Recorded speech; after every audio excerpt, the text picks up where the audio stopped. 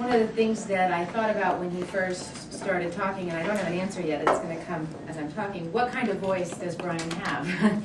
And it was exciting to see that when he came up here and he started out using such a effective voice to convey the message that he was of the speech that he was delivering, and that he also used his body. And that was one of the recommendations from the last evaluation that he had from Fred.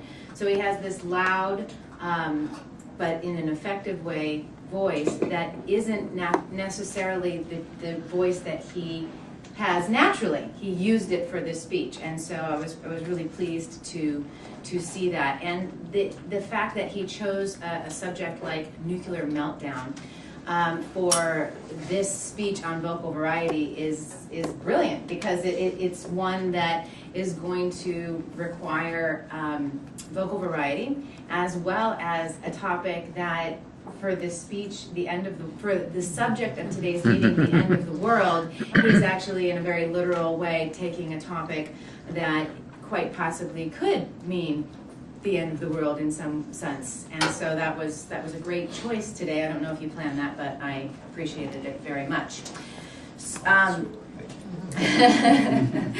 There was some great use of phrasings. The most toxic stuff we've ever developed going airborne is visual representation of what happened in Japan and what the threat is. And I did think that the intro that you gave, while it was a great opportunity to use vocal variety, it was a bit long and convoluted when I realized that it was all the intro up until the point where you said that what your speech was going to be about, in terms of the balance of the speech.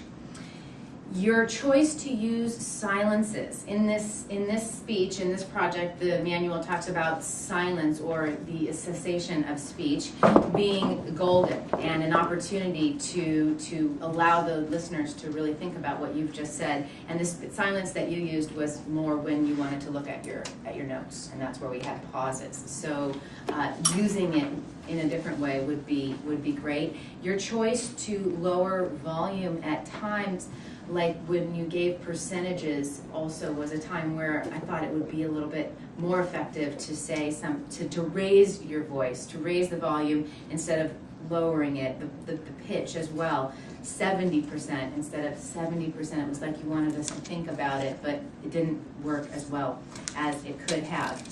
I did get the feeling that you really practiced this speech and that you were really thinking about vocal variety, so I appreciated that very much, and thought overall it was a great use of what this project was asking you to do. Thank you very much.